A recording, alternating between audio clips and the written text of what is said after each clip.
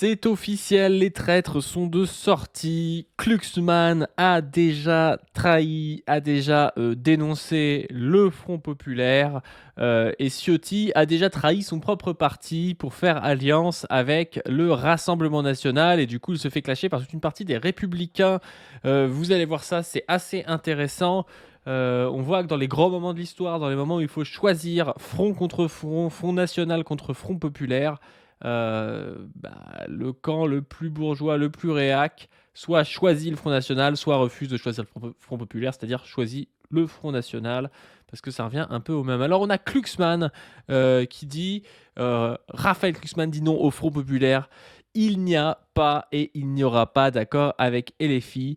Tout ça après avoir signé via son parti l'accord avec la France Insoumise, ELV, le PS. Place Publique avait été signataire du nouveau Front Populaire et pourtant Raphaël Glucksmann aujourd'hui rétracte son parti par rapport à ça.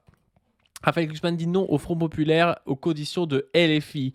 Il n'y a pas eu d'accord, dit-il. L'entourage de Raphaël Glucksmann annonce son intention de quitter les discussions sur la constitution d'un Front populaire dès ce mardi matin, s'il y a un alignement sur les positions de LFI. Alors en fait, c'est un peu étonnant étant donné que les positions, elles ont déjà été discutées en 2022, à part si ça a changé depuis 2022. Bon, lui, on sait que c'est un gros libéral, donc pour lui, oui, ça a changé.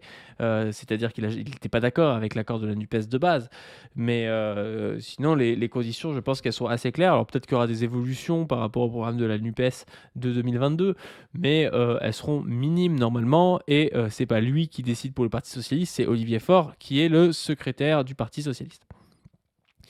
Place Publique a signé un texte comme quoi la totalité des partis de gauche ferait le maximum pour lutter contre l'extrême droite, mais cela n'est pas aux dépens de nos principes fondamentaux, fait savoir l'entourage de l'eurodéputé Place Publique.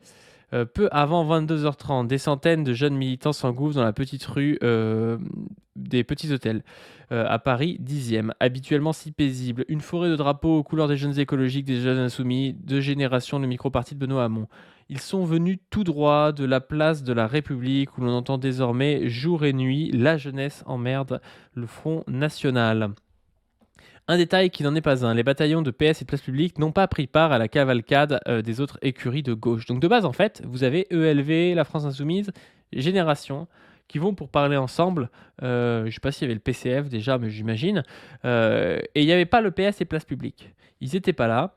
Ont-ils été échauffoudés d'entendre le refrain « Et non, Glucksmann n'est pas un camarade », une brèche dans l'unité. Après le souffle de la dissolution, la foule manifestante veut s'offrir un grand frisson aux dernières heures du jour sous les fenêtres du siège des Verts où sont réunis en conclave les responsables de l'ex-NUPES. Et la jeunesse exige le Front populaire, et la jeunesse exige le Front populaire, s'époumonne-t-il dans la rue. Avant de reprendre en chœur, trouver un accord, ne nous trahissez pas. Les clameurs sont-elles arrivées jusqu'aux oreilles des grands chefs à plumes? La pression doit se faire entendre, dégripper des appareils politiques et bousculer les tambouilles internes. À l'intérieur, Marine Tondelier, écologiste, Manuel Bompard, LFI, Olivier Faure, PS et Fabien Roussel sont sommés de s'entendre pour faire barrage à la poussée prévisible aux législatives le 30 juin et le 7 juillet. Alors là, c'est intéressant parce qu'on nous dit qu'il y avait Olivier Faure. Alors, je ne sais pas si c'était peut-être le PS parisien qui n'était pas présent de base, mais il y avait quand même Olivier Faure. Enfin, pas trop, il écrit bizarrement dans l'article. Marqueur de rupture. Plus de 6 heures après le début de la réunion, et alors que le PS et Place Publique avaient boudé la première phase des négociations, d'accord, donc ils arrivent après, les messagers de l'Union se sont mis d'accord sur les termes d'un communiqué commun. Faire Front populaire, ça, on est d'accord, annonce tout sourire la secrétaire nationale des écolos, Marine Tondelier, avant tout de même qu'il reste beaucoup de travail pour formaliser ce cartel électoral. À son tour, le coordinateur de LFI, Manuel Bompard, confirme son intention de travailler à des candidatures communes au premier tour pour défendre un programme de rupture.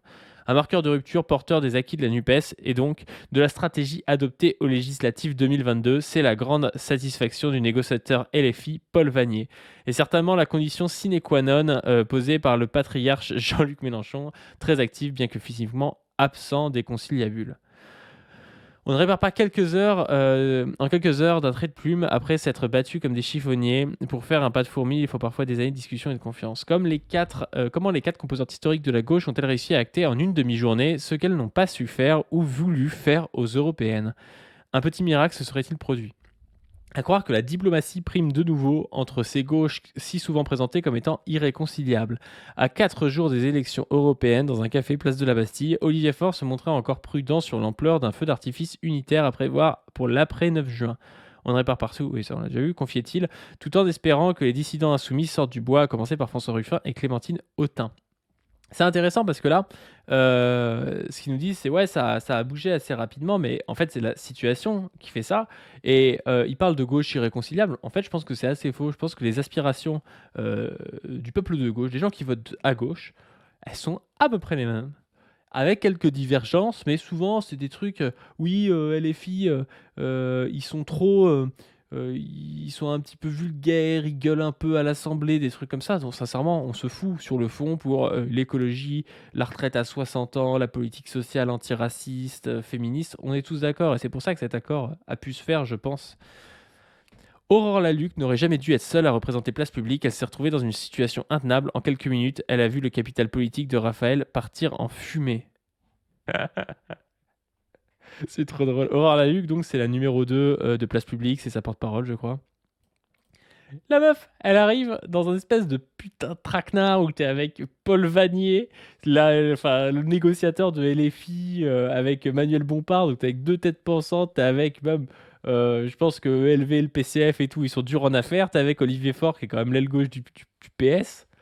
Qu'est-ce que tu vas négocier? T'es là, ah oui, on a fait 14% aux européennes.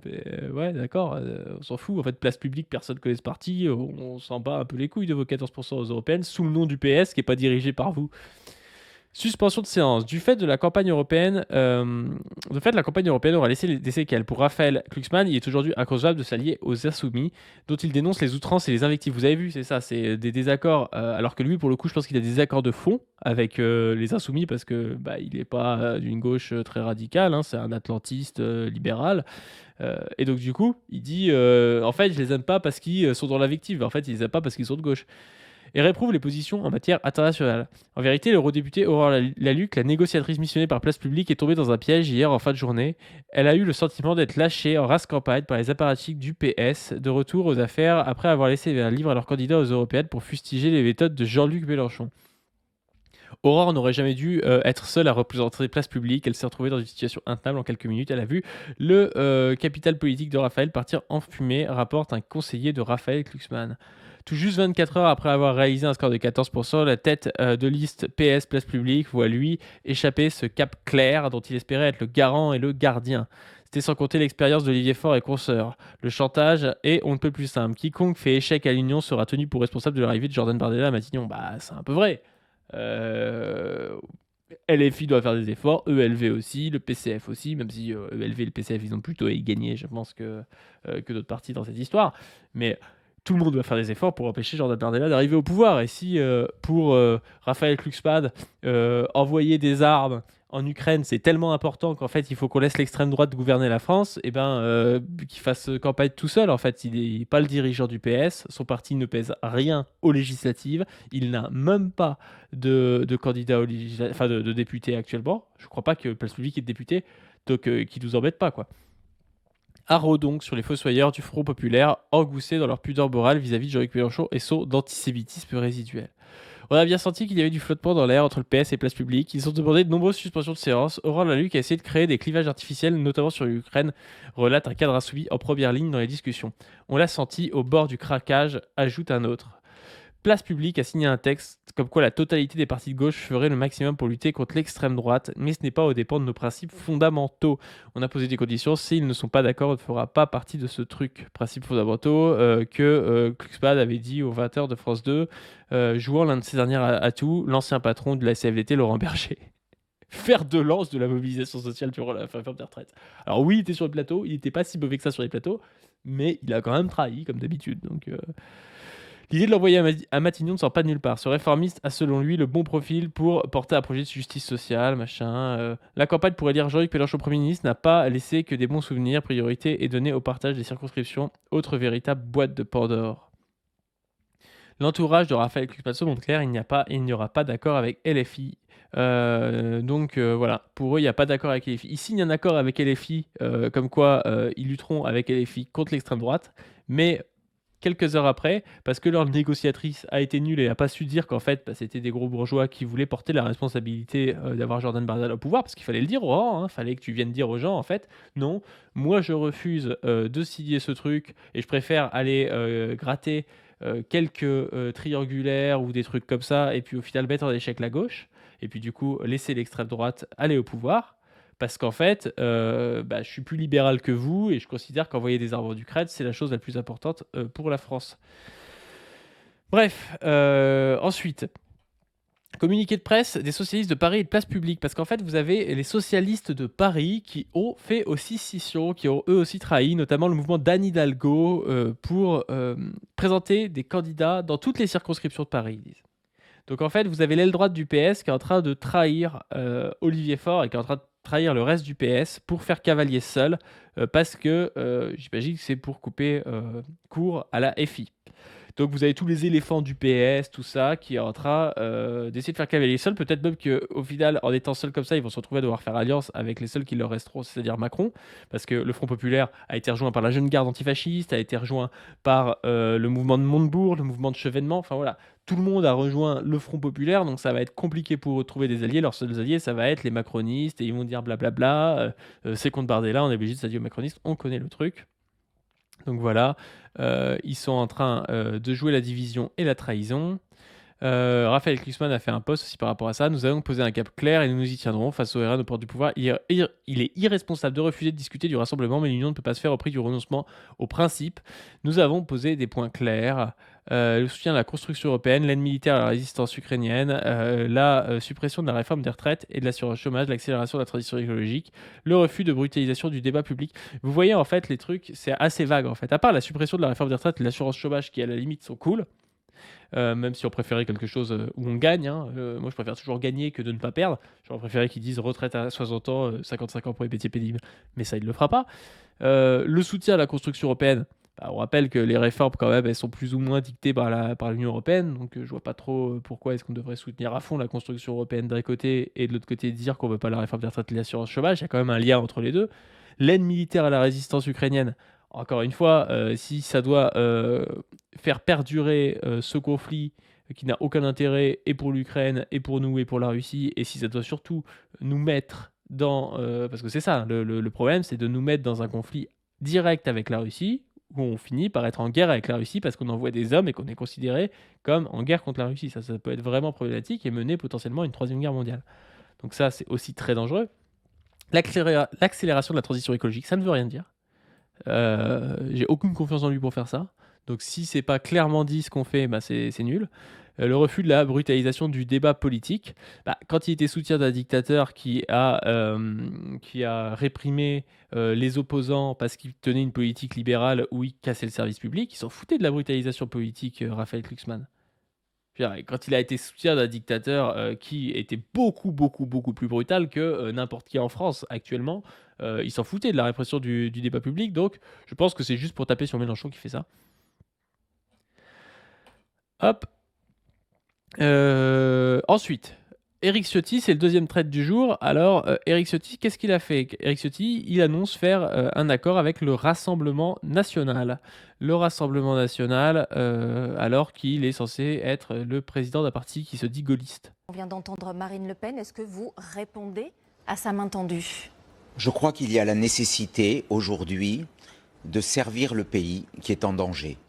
Il y a d'un côté cette alliance contre nature avec les insoumis qui portent aujourd'hui des idées extrêmement dangereuses. Vous avez vu le niveau d'inversion, c'est-à-dire que les insoumis qui portent, ok, des fois ils gueulent un peu, mais qui portent en gros la lutte contre les LGBT-phobies, la lutte contre le génocide à Gaza, la lutte contre le racisme, la lutte pour la justice sociale et pour le climat. En gros, c'est ça et les filles. Bon, des fois, ouais, ils gueulent un peu.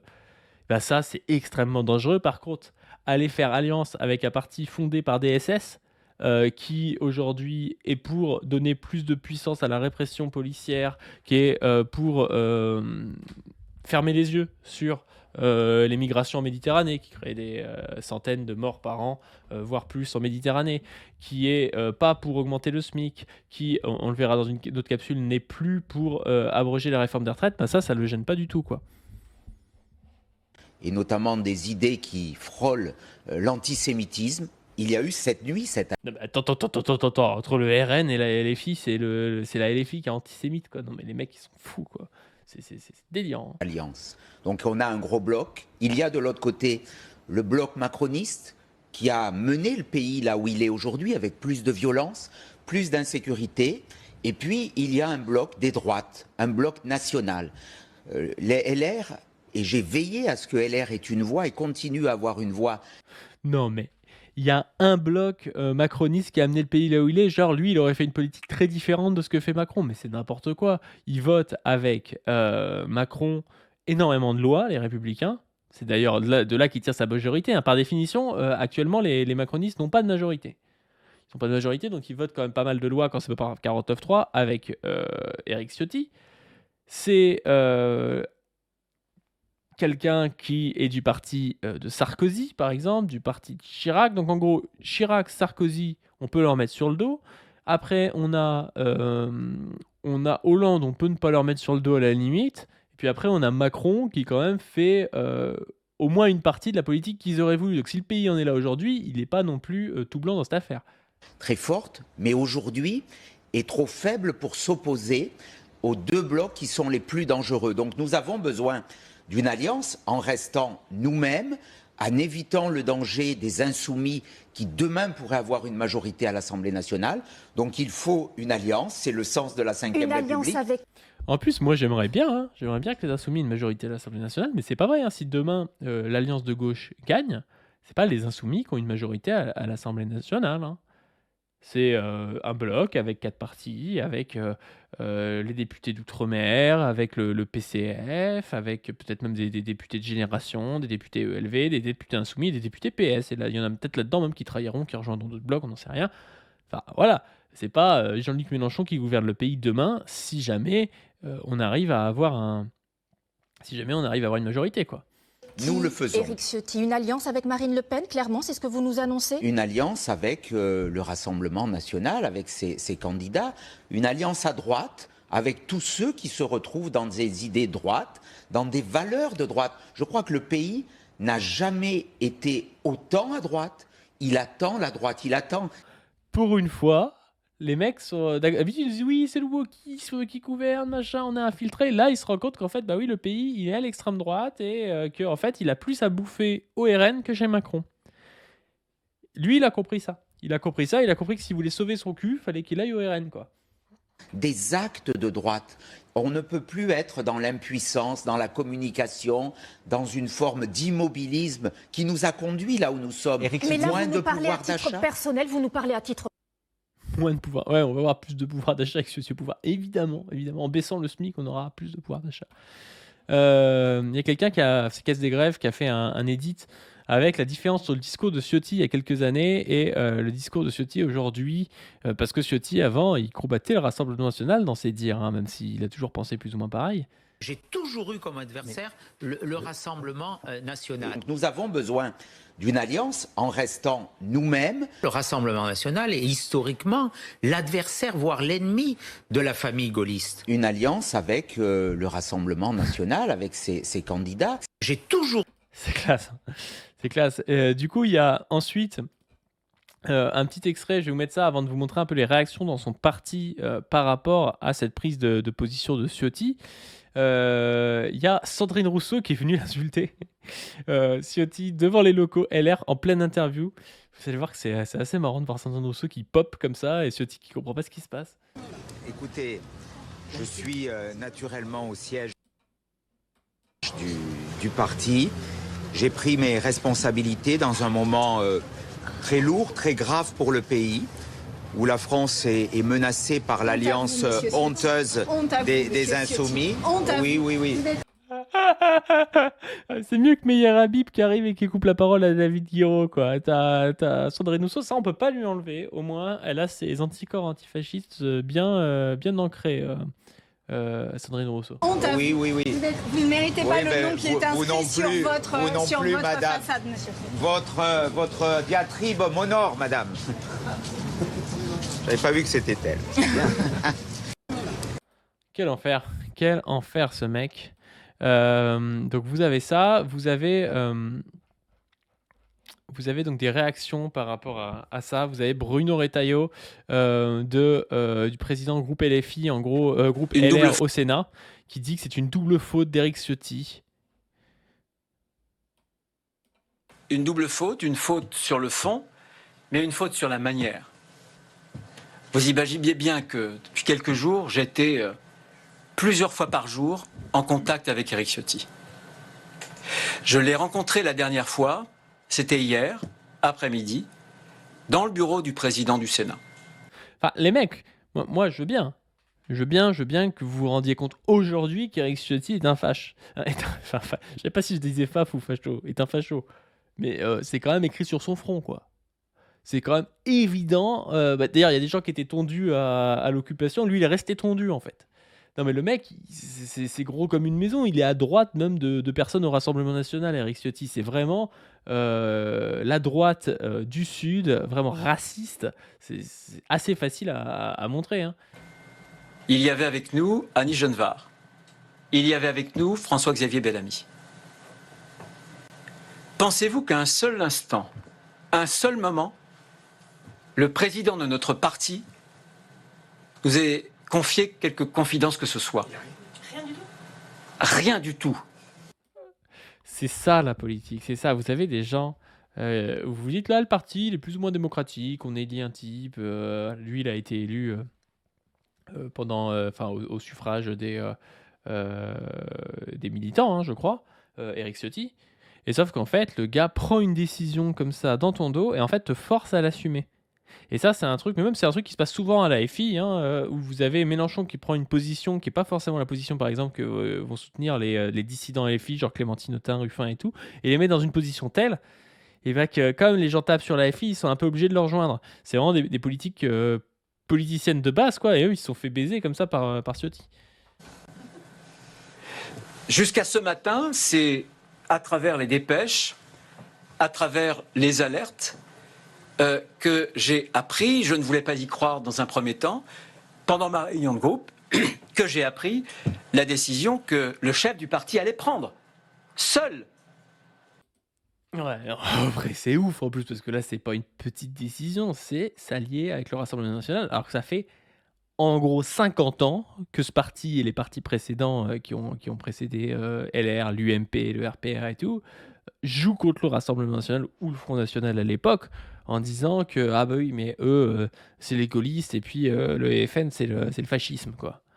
Et sauf qu'aujourd'hui, bon, nous on avait très bien compris, hein, c'est pour ça que je le dis depuis un bail, c'est pas le Rassemblement National le fascisme c'est un processus, donc c'est pas comme ça là du jour au lendemain, c'est pas juste un parti qui incarne le fascisme, mais il y a tout un pôle comme ça de néofascisation, et Darmanin en fait partie, Ciotti en fait partie, Zemmour en fait partie, Bardella en fait partie, mais c'est vraiment tout un pôle avec une dynamique qui va vers le néofascisme, qui passe évidemment par le libéralisme autoritaire, hein. Et il a menti. Il a donc menti, il nous a menti, dans un seul but. Un but sans doute personnel vis-à-vis de Nice, mais aussi dans un but qui était de nous placer dans une situation telle qu'on ne puisse pas se retourner parce qu'on a des candidats qui vont partir au front. Donc là, il parle de Nice parce qu'en fait, ils ont le seum dans le parti parce que, en fait, Ciotti aurait fait ça parce que lui, à Nice, il se retrouve contre le RN. Le RN est fort dans le sud et pour garder sa place de député, il fait alliance. Comme ça, lui, ça lui permet de se présenter comme étant un député RN républicain. Il est nickel et il va devenir un cadre du RN. Il peut même choper une place de ministre dans un gouvernement RN, hein, sans souci, hein. Donc en fait, d'un point de vue personnel, Ciotti, il a baisé le game, hein. Et que le dépôt de candidature est dans quelques jours, avec tout ce que cela comporte. Donc tout cela, j'imagine, a été mûrement réfléchi, mais surtout mûrement camouflé. C'est de la déloyauté. C'est un manque de droiture. Encore une fois, c'est dans sa partie dans le parti Ciotti. Au bout d'un moment, si tu comprends pas que ce mec n'est pas dans la droite lignée du général de Gaulle et que c'est un conservateur respectable, on peut rien pour toi. Je veux dire, c'était une évidence, c'était une énorme évidence. Fallait peut-être pas fallait peut-être pas accepter ce genre de mec dans ton rang, en fait. Parce que ouais, OK, ces gars-là, un peu racistes, ils font des gros scores dans le sud, mais fallait peut-être pas accepter ces mecs-là dans ton rang si tu voulais garder une ligne de droite respectable, on va dire. Et quand on est de droite, la moindre des choses, c'est précisément de cultiver cette droiture. Alors du coup, vous avez aussi la vice-présidente des Républicains, Florence Portelli, qui dit qu'il faut virer Ciotti après tout ça. Vous allez voir, c'est trop drôle comme extrait. On fait quoi maintenant, Florence Portelli? C'est quand même le président de votre parti, Eric Ciotti. On le vire. On le vire. Il y a l'interview plus longue là, on va se la mater. On va se mater ça. Xénophobe. Je lui avais fait part de mon opposition et de mon dégoût face à ce tweet que je jugeais xénophobe et stupide. Mais j'ai d'ailleurs dit chez un de vos confrères, pas plus tard qu'hier, que je trouvais surprenant et condamnable que régulièrement on fasse appel qu'on rappelle qu'on ne souhaite pas d'alliance avec Emmanuel Macron, ce qui est aussi ma position. Non mais moi je veux bien. Encore une fois, tu te dis ouais, Ciotti, il faisait des tweets racistes, machin, et condamnables et ignobles et tout. Ouais, mais d'accord. Mais en attendant, qu'est-ce que tu faisais contre lui, tu vois? Enfin, t'as collaboré avec lui depuis le début. T'as participé à la mascarade. Et à partir du moment où tu te fais trahir, où le mec avoue que c'est un facho, alors tout le monde sait que c'est un facho en fait, tu fais la mijaurée, quoi. C'est un peu ridicule. Mais qu'on ne rappelle pas également qu'on ne souhaite pas faire alliance avec le Rassemblement national. Et n'étant pas atteinte de surdité aiguë, j'ai cherché dans la déclaration d'Éric Ciotti récemment justement un double refus et je ne le trouvais pas. Alors que moi, par exemple, j'ai toujours été très claire, ni Macron, ni Le Pen. On fait quoi maintenant, Florence Portelli? Vous voyez la moïsation, ce que ça crée. Alors la moïsation, pour ceux qui ne savent pas, on en parle depuis longtemps sur la chaîne. Vous tapez Moïse sur la chaîne, je pense que vous trouverez. C'est une théorie dont on parle notamment avec Position Revue. En gros, c'est dire que il y a la mer comme ça, et la mer se sépare en deux. Alors moi, je disais la mer rouge-brune se sépare en deux. C'était le rapport avec Moïse, donc la mer rouge qui se sépare en deux.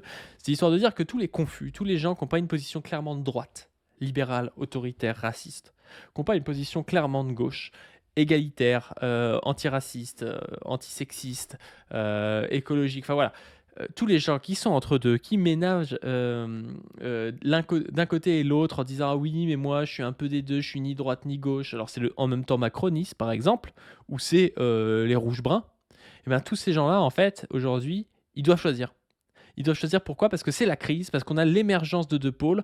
Le centre, en fait, avoir un gros pôle au centre, avoir un UMPS, par exemple, ce qu'on a eu pendant un temps, ce que Marine Le Pen appelait UMPS, ou ce que Kouskar dénonçait en disant la droite gère l'économie, la gauche gère la culture, par exemple. Enfin, voilà, d'avoir cette espèce de balancier, il y a Michéa aussi qui en parlait, entre une droite libérale et puis sur le plan économique légèrement conservatrice, et puis une gauche libérale sur le plan culturel et légèrement plus sociale.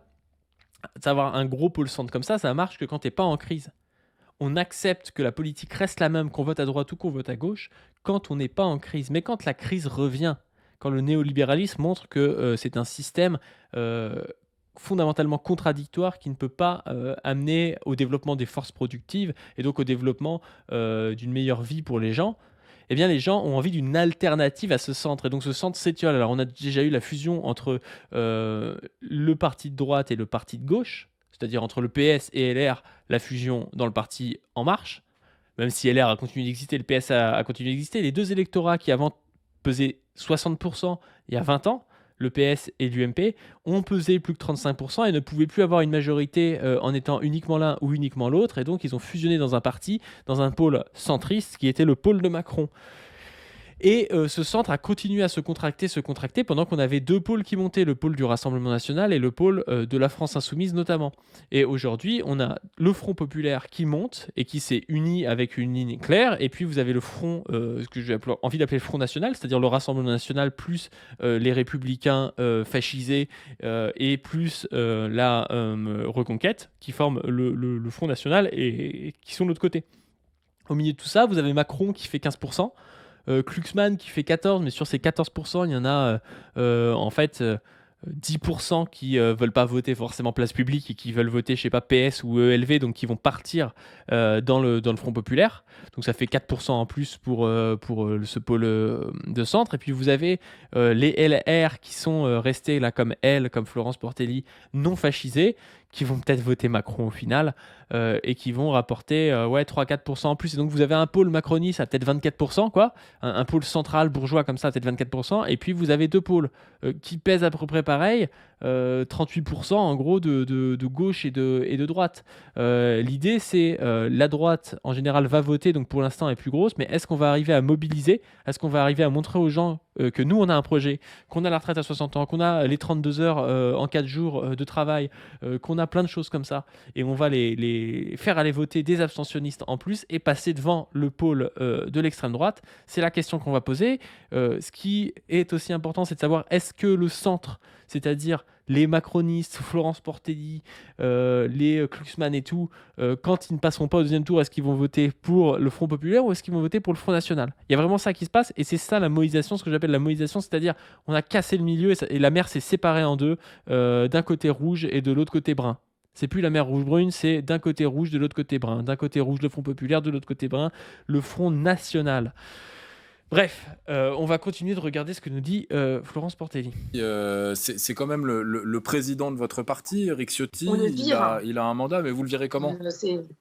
On va éplucher les statuts de ce parti qui a quand même des problèmes de démocratie interne sérieux, et on était un certain nombre à le dénoncer pudiquement en interne. On va peut-être renverser enfin un peu la table.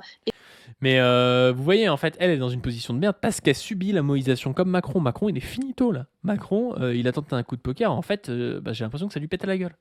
D'ailleurs, on voit que le Conseil d'État parle de peut-être reporter les législatives. Alors, je suis pas sûr que ça suffira à aider Macron. Parce que, en plus, il y a les JO après. Là, il y a eu l'effet d'annonce. Moi, je pense que c'est rapide, mais au final, ça va se passer comme ça, quoi. Mais ils se font bouffer, en fait. Le centre s'est fait bouffer. Et elle est en train de se faire bouffer parce que, ok, Ciotti a trahi, mais Ciotti, en fait, fait peut-être un move qui est plus intelligent pour lui et puis pour les LR qui vont suivre que les LR qui vont rester sur la position un peu plus historique et qui vont se retrouver à devoir faire alliance avec un Macron qui est détesté par la population. Expliquer aux notables de ce parti qu'à un moment, il faut aussi écouter le peuple du parti, la société civile et la France entière d'ailleurs, en profiter un peu pour toiletter nos statuts. Je pense qu'il y a possibilité de le faire partir s'il ne part pas par lui-même. Je ne doute pas que nous y arrivions. Mais vous espérez quoi, en fait? Que ce soit une toute petite frange du... Ce serait énorme si ça arrive à virer Ciotti du parti, mais je suis pas sûr qu'il puisse le faire, hein. Il a été élu démocratiquement dans le parti. Alors peut-être qu'ils peuvent reconvoquer des nouvelles élections, mais les gens voteront sûrement Ciotti, hein, les gens qui sont à LR. Je pense qu'il y en a beaucoup qui sont extrême droitisés, hein, et beaucoup plus même qu'au moment où ils ont voté pour Ciotti, hein. Après, il y a aussi celle qui a du sang sur les mains, c'est Pécresse, hein. Si elle n'avait pas été aussi nulle, peut-être qu'elle aurait pu... peut-être que ça n'aurait pas été Ciotti qui aurait gagné, quoi. Du parti, donc Éric Ciotti et quelques Écoutez, soutiens qui aient même cette si c'est une position? grande frange, je vais vous dire un truc, j'espère rien du tout. Les gens font ce qu'ils veulent. Mais au moins que ce soit clair et qu'ils s'en aillent. Même si à la fin on se retrouve à 10, eh ben, c'est pas grave, mais au moins ce sera clair, on sera droit dans nos votes. Vous savez, les gens, ils m'ont toujours fait crédit de la sincérité. On vous reproche jamais d'être... En vrai, il y a... Putain, on a presque mal pour elle, hein. Je sais pas si elle fait ça par posture, mais en vrai, oui, au moins, voilà, t'es une militante dans un parti, t'as des idées et tout. Vendre ses idées pour aller au plus offrant pour maintenir son siège, c'est un peu ridicule, quoi. Elle dit, elle va le dire là, je pense, il est en train de sauver sa circonscription à Nice. Cela s'appelle de la collaboration. sincère. En revanche, on vous reproche la compromission, le fait de dire tout et son contraire. Éric Ciotti était le premier à critiquer les gens qui étaient partis se vendre chez Macron alors qu'ils en disaient pique-pendre quelques jours avant leur nomination au gouvernement. Qu'est-ce qu'il est en train de faire? Il est en train de sauver sa circonscription à Nice. Ça s'appelle de la collaboration, ça. Florence. Et ouais, le parti gaulliste qui finit par collaborer, quoi. Bon, Sur ce, je vous rappelle que ce soir, on a une grosse échéance. C'est le premier épisode de notre nouvelle émission La Brèche, émission collective où on va recevoir des membres que j'invite régulièrement, par exemple Position Revue, par exemple Zoé, par exemple Cathédrale Osseuse. Cathédrale ne sera pas là ce soir. Ce soir, on aura en invité spécial Paul Hellec et Olivier Matteux. Paul Hellec qui est déjà venu, donc l'invité vraiment exclusif qu'on a mis en plus gros sur l'affiche chez Olivier Matteux, mais désolé Paul, parce que Paul est ultra basé et ça vous plaît à chaque fois qu'il passe, donc ça va être vraiment cool. Et ce sera sur twitch.tv/paduring à 20h30.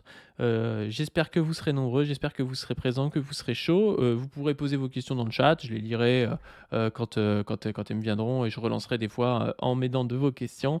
Et on va parler du Front Populaire, limite, espoir, perspective. Sur ce, je vous invite à donner sur le Tipeee. Je vous invite aussi à vous abonner à cette chaîne, à vous abonner à la chaîne principale. Vos dons sur le Tipeee nous permettent de payer des miniatures, des affiches, de payer du matos, de payer le montage et puis d'organiser de mieux en mieux les choses.